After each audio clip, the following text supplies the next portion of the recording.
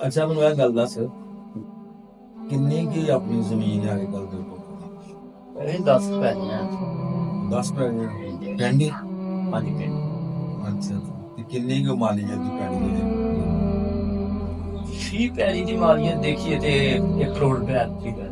ਇੱਕ ਪੈਣੀ ਇਹਦਾ ਮਤਲਬ ਹੈ ਇਸ ਟਾਈਮ ਤੇਰੇ ਕੋਲ ਕਮ ਤੋਂ ਕਮ ਘੱਟ ਤੋਂ ਘੱਟ ਜਾਂ 10 ਕਰੋੜ ਦੀ ਮਾਲੀ ਹੈ ਕੋਲ ਹੈ। ਸ਼ੁਕਰ ਅਦਾ ਅੱਛਾ ਤੇ ਘਰ ਦੇ ਜਿਹੜੇ ਕੋ ਹਾਲਾਤ ਵਗੈਰਾ ਨੇ ਉਹ ਕਿਸ ਤਰ੍ਹਾਂ ਚੱਲਦੇ?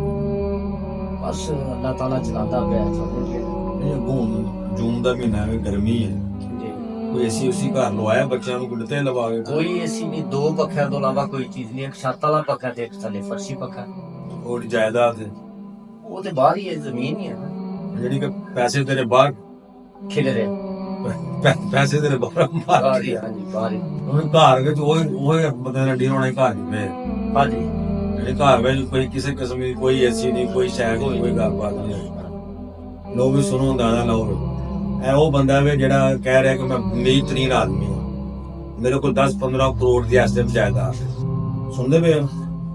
ਲੇਕਿਨ ਹਾਲਾਤ ਇਹ ਨੇ ਕਿ ਕੋਈ ਜੂਨ ਦਾ ਮਹੀਨਾ ਆ ਗਿਆ ਵੇ, ਇਹਦੇ ਕੋਲ ਇਹਦੇ ਘਰ ਏਸੀ ਤੱਕ ਨਹੀਂ ਹੈ ਘਰ। ਉਹਦੀ ਵਜ੍ਹਾ ਕੀ ਹੈ ਕਿ ਇਹਨਾਂ ਸ਼ੌਰ ਹੀ ਨਹੀਂ ਇਹਨੂੰ ਹੈ ਕਿ ਦੌਲਤ ਨੂੰ ਕੰਮ ਲੈਣਾ ਅਸਾਂ ਤੇ ਅਸਾਂ ਨਹੀਂ ਲੈਣਾ। ਇਸ ਦੌਲਤ ਦਾ ਕੀ ਫਾਇਦਾ ਜੇ ਬੰਦਾ ਬਰ ਮੌਕੇ ਦਾ ਬੰਦਾ ਆਪਣੇ ਆਪ ਨੂੰ ਕੰਮ ਬੰਦਾ ਨਾ ਲੈ ਸਕੇ? ਗੱਲ ਸਮਝ ਆਉਂਦੀ ਵੀ ਕਿ ਨਹੀਂ ਜੀ? ਇਸ ਤੋਂ ਬਿਹਤਰ ਤਰੀਕਾ ਕਰ ਇਹਦਾ ਇਹੀ ਹੈ ਕਿ ਤੁਸੀਂ ਆਪਣੀ ਇਸ ਦੌਲਤ ਨੂੰ ਆਪਣੇ ਕਾਰਆਮਦ ਲਾਓ। ਅਗਰ ਤੁਸੀਂ ਨਹੀਂ ਲਾਉਂਦੇ ਤਾਂ ਤੁਹਾਡੀ ਦੌਲਤ ਬੇਕਾਰ ਹੈ। ਜ਼ਮੀਨ ਤਾਂ ਸਾਰੀ ਬਾਹਰ ਜਾਣੀ ਹੈ ਨਾ, ਸਹੀ ਗੱਲ ਜ਼ਮੀਨ ਸਾਰੀ ਬਾਹਰ ਜਾਣੀ ਹੈ। ਵਕਤੀ ਤੋਂ ਸਹੂਲਤ ਅਗਰ ਨਹੀਂ ਦੇਈ ਤੇ ਜ਼ਿੰਦਗੀ ਦਾ ਕੋਈ ਭਰੋਸਾ ਕੋਈ ਨਹੀਂ। ਜ਼ਿੰਦਗੀ ਦਾ ਕੋਈ ਭਰੋਸਾ ਕੋਈ ਨਹੀਂ। ਤੁਸੀਂ ਐਸੇ ਤਰ੍ਹਾਂ ਹੀ ਆਪਣੀ ਜ਼ਿੰਦਗੀ ਜਿਹੜੀ ਹੈ ਤੁਸੀਂ ਗੁਜ਼ਾਰ ਦੇਗੇ। ਬਿਹਤਰ ਇਹ ਹੁੰਦਾ ਹੈ ਕਿ ਇਨਸਾਨ ਨੂੰ ਆਪਣੇ ਮੌਕੇ ਦੀ ਨਿਸਬਤ ਦੇ ਨਾਲ ਆਪਣੇ तमाम ਅਖਰਾਜਾਤ ਜਿਹੜੇ ਨੇ ਸਕੂਨ ਨਾਲ ਔਰ ਇਤਮਾਨਾਨ ਨਾਲ ਗੁਜ਼ਾਰਨਾ ਚਾਹੀਦਾ, ਤਾਂ ਕਿ ਜਿਹੜੀ ਜਾਇਦਾਦ ਹੈ ਉਹਨੂੰ ਤੁਸੀਂ ਆਪਣੇ ਕਾਰਆਮਦ ਲਾ ਸਕੋ। ਇਹ ਪਤਾ ਨਾ ਕਿ ਅੱਲਾਹ ਤਾਲਾ ਨੇ ਕੀ ਫਰਮਾਇਆ ਕਿ ਇन्ना कुल्लु नफ्सिन ज़ाइक़तुल मौत। मौत का पता नहीं, कोई पता नहीं। हर इंसान हर जानदार चीज ने मौत का ਫਿਰ ਜ਼ਮੀਨ ਸਾਰੀ ਇੱਥੇ ਰਹਿ ਜਾਣੀ ਹੈ। ਜ਼ਮੀਨ ਦੇ ਉੱਤੇ ਇੱਕ ਜ਼ੇਨ ਬਣਾ ਕੇ ਇੱਕ ਤਸੱਵੁਰ ਚ ਰੱਖ ਕੇ ਕਿ ਮੇਰੀ ਐਨੀ ਪੈਲੀ ਹੈ, ਮੇਰੇ ਐਨਾ ਰਕਬਾ ਹੈ, ਮੇਰੀ ਐਨੀਆਂ ਫਸਲਾਂ ਨੇ।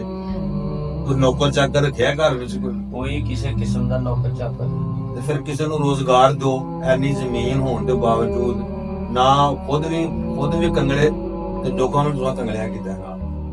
ਮੁਕੰਮਲ ਕੰਮ ਤੋਂ ਐਨਾ ਰਕਬਾ ਹੋਣ ਦੇ ਬਾਵਜੂਦ ਆਪ ਵੀ ਦਰ ਤੇ ਦੁਨੀਆ ਵੀ ਦਰ ਤੇ ਜਿਹੜੇ ਲੋਕ ਯਤੀਮ ਗਰੀਬ ਮਸਕੀਨ ਨੇ ਉਹਨਾਂ ਨੂੰ ਰੋਜ਼ਗਾਰ ਦਿਓ, ਤਾਂ ਕਿ ਤੁਹਾਨੂੰ ਦੁਨੀਆ ਵੀ ਸਕੂਨ ਕਰ ਸਕੇ ਤੇ ਤੁਸੀਂ ਵੀ ਸਕੂਨ ਕਰੋ।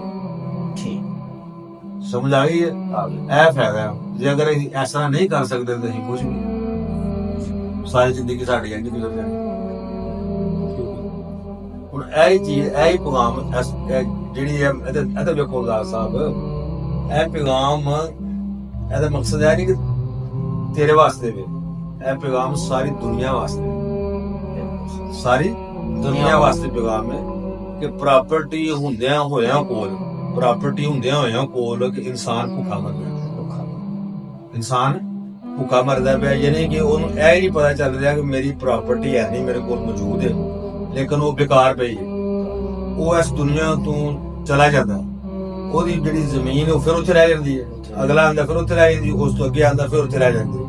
ਜ਼ਮੀਨ ਤਾਂ ਉੱਥੇ ਰਹਿਣੀ ਹੈ। ਸਾਡਾ ਇੱਕ ਨਾਲ ਸਾਡੇ ਮਸਾਇਆ ਦਾ ਇੱਕ ਘਰ ਹੈ, ਉਹ ਵਿਕਿਆ ਤਕਰੀਬਨ ਕੋਈ 3 ਕਰੋੜ, ਲੇਕਿਨ ਉਹ ਹੁਣ ਤੱਕ ਉਹਦੀਆਂ ਕਈ ਨਸਲਾਂ ਗੁਜ਼ਰ ਚੁੱਕੀਆਂ ਨੇ। ਉਹ ਮਕਾਨ ਉੱਥੇ ਦਾ ਉੱਥੇ ਹੀ ਪਿਆ, ਵੀਰਾਨ ਜਗ੍ਹਾ ਪਈ, ਕਿਸੇ ਦੇ ਕਾਰਆਮਦ ਨਹੀਂ ਆ ਰਿਹਾ। ਪਰ ਪਤਾ ਹੀ ਨਹੀਂ ਹੈ ਕੋਈ ਵਿਰਾਸਤ ਵਿੱਚ ਕਿੰਨੇ ਕਿ ਉਹਦੇ ਸ਼ਰੀਕ ਨੇ।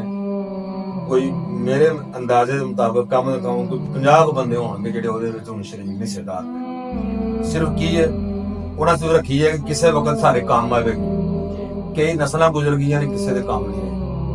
ਉਹਨੂੰ ਇਸਤੇਮਾਲ ਕਰੋ ਬਰ ਮੌਕੇ ਦੇ, ਤਾਂ ਕਿ ਤੁਹਾਡੇ ਵੀ ਕੰਮ ਆਏ ਔਰ ਕੌਮ ਦੇ ਵੀ ਕੰਮ ਆਏ।